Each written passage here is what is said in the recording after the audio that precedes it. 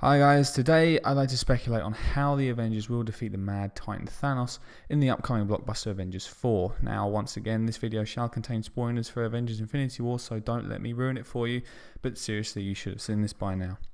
Moving on swiftly, and I think we can all agree that a simplified synopsis of the Infinity War movie would be to follow the assembly of the Infinity Gauntlet and the ultimate disassembly of the Avengers.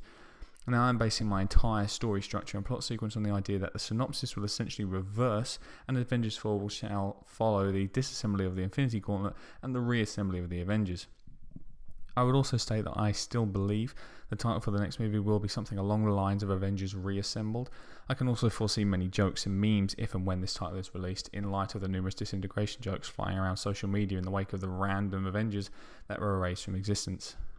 So how will this play out on screen? Well, I think initially it is all about where the last movie left off. That is, the Avengers in Wakanda and in shock, and Tony Stark with Nebula on Titan also reeling after witnessing the consequences of their defeat. And there is Thanos sitting pretty on his hillside overlooking a valley in his grateful universe. This is where we are and will be in the opening sequence of Avengers 4. Where the Avengers need to be is in possession of the Infinity Gauntlet with the power to revert the universe back to how it was. The first step here is simple. They need to engage Thanos, but nobody knows where he is. He is one, he has the gauntlet, he has ultimate power, and I don't think the directors will want to take the Avengers into space or introduce too many more new locations in this movie. This means that they have to draw Thanos out. This also means that they have to be a nuisance enough to the guy with all the power. How do you do that? Well, you take one of the Infinity Stones off him. Well, how do you do that?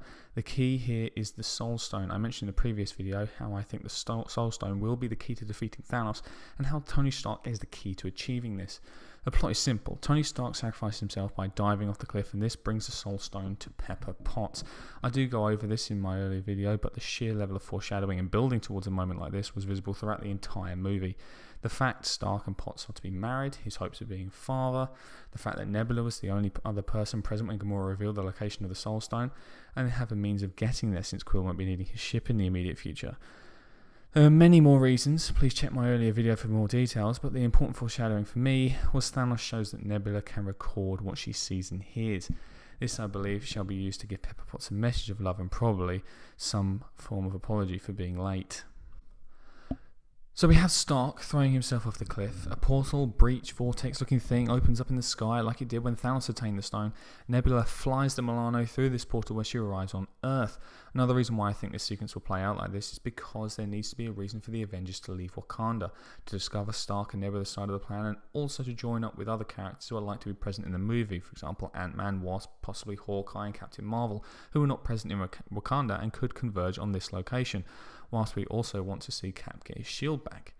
So the Avengers should travel with Thor using his fancy new Bifrost summoning hammer to immediately travel to presumably New York and witness Stark's final message to Pepper Potts and probably receive some instruction from him on what he's doing and what shall happen next.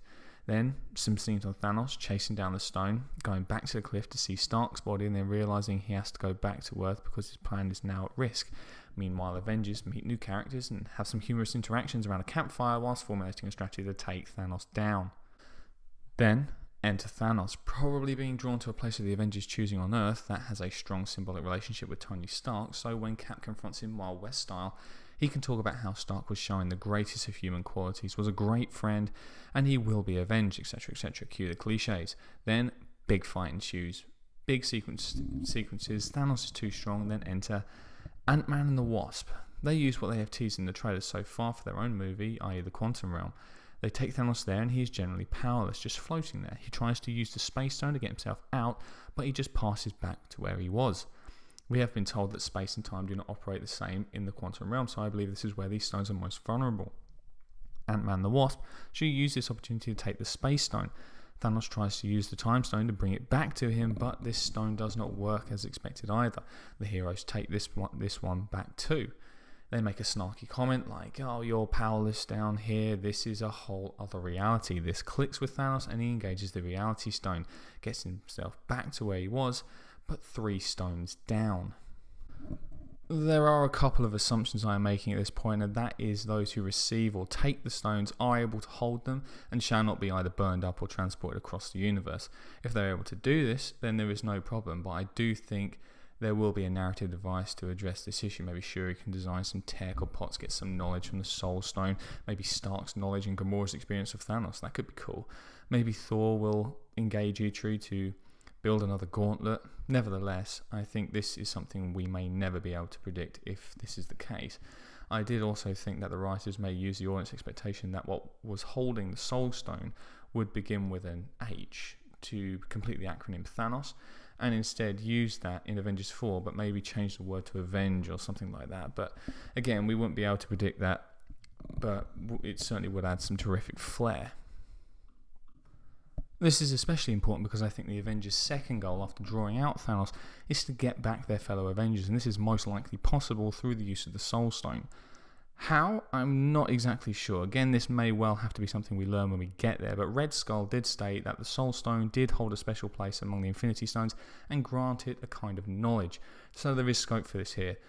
The reason why this is significant for me is because we have not heard Cap or Iron Man say once Avengers Assemble, and this has to come at some point in this movie. They have held it back until now, and this would be an ideal point to do it.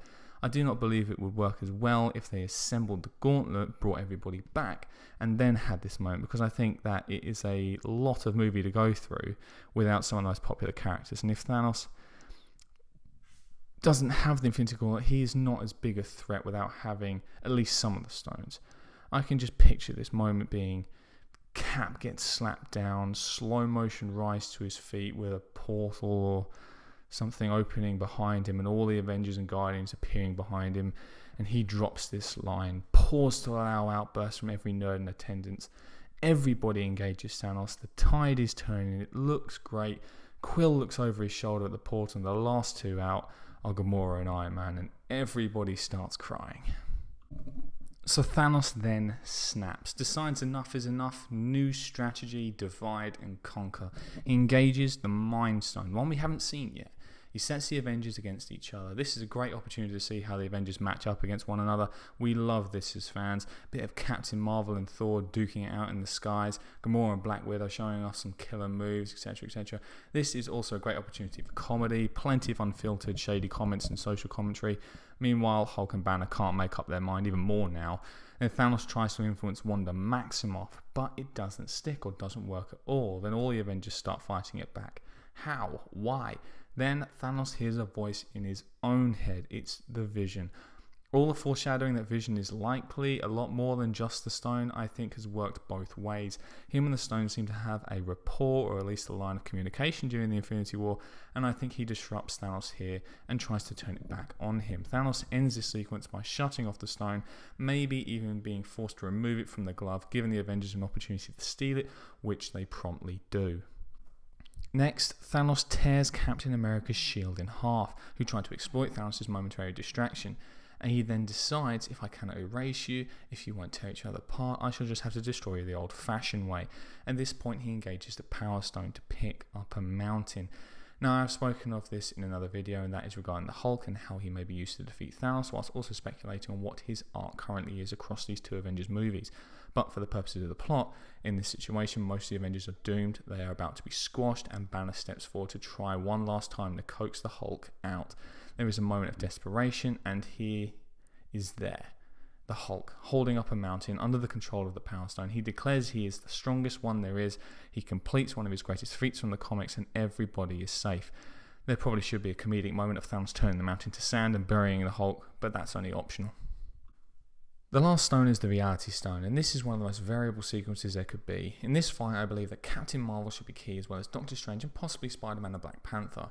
It is important for these four to work together in this final sequence because they will likely be the backbone of the Avengers franchise for the foreseeable future, as well as foreshadow a potential final scene. Captain Marvel has a form of precognition, as does Spider-Man, whilst Doctor Strange is a reality protector and manipulator himself. They will be able to combine to see through any veil that Thanos puts in front of their eyes. I also see Black Panther playing a role here in either obtaining the stone or using his heightened senses, which we are still unclear on in the MCU. This is because I can see the final shot of Thanos knocked down with these four characters standing above him, with Doctor Strange making some statement to the effect that we protect our reality, to show a growth or change of perspective from the beginning of Infinity War, where he states to Stark that he protects your reality. Nebula assembles the gauntlet and clicks the universe back to normal. The end-ish. The final sequence will revolve on what to do next. I would love to see them take the Illuminati route and give a major character an Infinity Stone each to protect, but I think they will become the focus of too much attention in later movies, as audience will ask why the character didn't just use the stones. So this is what I think shall happen. Whatever the Avengers do to bring back their teammates, that is, before they're able to click the universe back into original state, it was forced or only temporary, and the universe wants them back. What would be great is Red Skull appears at the after party, or probably the wedding, to tell them this. I really want Cap, Bucky and Skull to have some dialogue here, as it would just simply be amazing. But then comes the moment which every single mention of trading lives that was suggested in Infinity Wars was foreshadowing. The old Avengers trade themselves for the new Avengers, giving that end sequence when defeating the Reality Stone greater significance. After trying to size up the trading life scenario, I discovered it doesn't quite add up as smoothly as I would have hoped, as more characters seem to have will die in my version of the next movie, and there are too many that I think have a significant future in the MCU. But there is a solution in there somewhere. The numbers are still very close and a little tweaking, and there shouldn't be a problem. So let me lay it out for you. Firstly, who was erased, and then who could trade themselves for one of that group, with the addition of some others that I think could, but I don't want them to be traded, as I think they have a future in the MCU. Firstly, those who left. I've got down Falcon, Bucky, Doctor Strange, Black Panther, Spider-Man, Peter Quill, Drax, Mantis, Wanda, Groot, Nick Fury, and Maria Hill. So, of those who remain, who can I see reasonably leaving? I've also got down here Captain America, Iron Man, Thor, Hulk, Pepper Potts, James Rhodes, Mantis, Nick Fury, Thanos, and Nebula. For those counting, that is actually two less than those who went. So who could leave at a push? Personally, I really would like to see Hawkeye, Bucky Barnes, and Black Widow stay, because I know Black Widow has seemingly got a green light for her own movie, and I think those two characters could play a good role in that. But if not those three, I'm thinking, sadly, Wanda Maximoff has probably run her race if they can't bring Vision back. And secondly, another reluctant one would have to be Okoye, as it was suggested, as she was so close to Black Panther when he was disintegrated, that she may be willing to sacrifice herself to bring him back. But again, it's one that I wouldn't like to see. But either way, the numbers are very close. It's certainly doable. And then after this scene, the new Avengers will then reflect on this decision and go away to prepare for the day that they are needed to protect the world. End movie. So that's all I have, guys. Thank you for listening. I hope to be voicing my opinion again, so please subscribe, set up an alert, and definitely leave your opinion in the comments below. And I hope you're here again next time.